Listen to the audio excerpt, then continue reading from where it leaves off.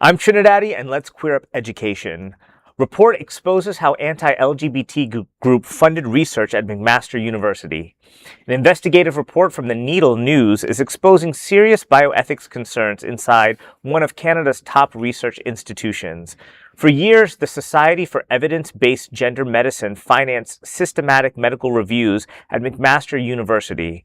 That organization has been designated an anti-LGBTQ hate group and pseudoscience network by Southern Poverty Law Center. Critics and internal whistleblowers say the funding deal allowed the group to influence research methods. The resulting studies cast doubt on gender-affirming care for transgender youth. Politicians and courts then cited those exact McMaster studies to justify banning puberty blockers and hormone therapy across multiple jurisdictions. Following intense pressure from students, faculty, and academic librarians, 5 lead McMaster researchers publicly condemned the misuse of their research, formally cut all ties with the group, and pledged to direct future funding toward transgender legal defense organizations.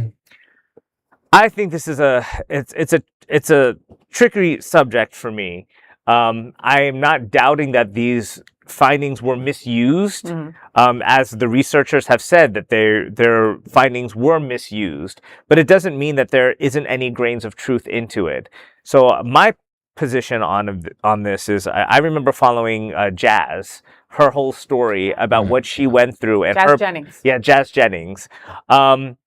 And she talks publicly a lot about some of the things that were really difficult and struggles going on these puberty blockers before, she was ready to go on them, and then how that influenced later on her transition, because she wanted to transition. And then there was a lot of issues because she didn't go through the transition that, you don't have extra skin in certain areas, and you don't have certain development in areas, and that makes transition much more difficult. There's also the sterility possibility. There's also the lack of libido. I follow a few conservative trans people, trans women, and they've talked about the other side of things, that they said, I wish we would have known this. I wish this was a thing.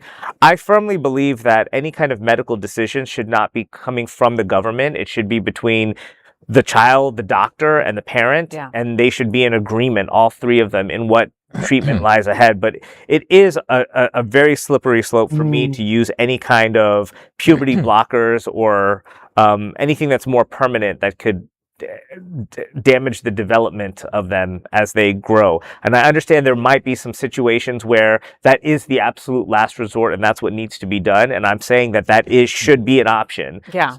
But I'm definitely in general against those situations. More data needs to be had. Yeah. More studying needs to be had, right? Again, I don't think any of us are parents at this table, right? But I have spoken to parents of trans kids where they have said that their kid has threatened to cut their thing off.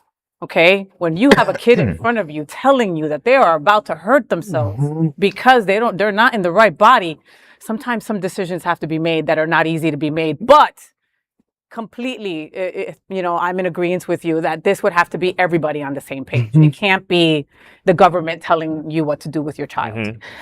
I want to get to sort of the root of this particular story, and it's symbolic of a bigger problem. Is that, and I say this coming from a journalist perspective, someone publishes a study, and it has to be, for me, it has to be from a reputable place, John Hopkins or CNN reporting. But I don't have, and very few people have the resources, the time and the wherewithal to go, okay, this poll, this research, where does it come from? What is the methodology using it? I just kind of have to take it at face value. And sometimes bad actors get through and their message gets through. We're talking about how we wanted this one business to come in and lift up all of our drag venues. And we were all like, okay, I didn't have a chance before to go in and say, oh, this person drove other businesses into the ground. It's hard. So I guess my point is, take everything with a grain of salt. If you have a chance, just Google a couple of things. Google, where does this come from? But it's hard to find funding. I don't know how to start looking for who's funding a particular study at a particular department at a Canadian university. Yeah. It's not impossible, but logistically it's incredibly difficult, especially with the deluge of information we get on the daily. And I think what you're Yeah. saying is that you should make sure that you don't use this as your only source. That there's several studies that have been done, and you should look at a cross section of studies and not just one. Absolutely. Of course, Yeah. of course, but that's Yeah. why we have to ask who is funding the research, Do the research. right? Yeah, Because do again, it. do the research on who's doing the Yeah, right, exactly. Yeah. whatever data they come up with can be used to weaponize. Right. And it has been And in it this will particular be, case. and it has been and it will be forevermore. Yeah. Yeah. Oops, sorry. Okay, there is no other queer nonprofit media platform like this in the entire world. Support our LGBTQ stories by sharing them and subscribing to Queer News Tonight.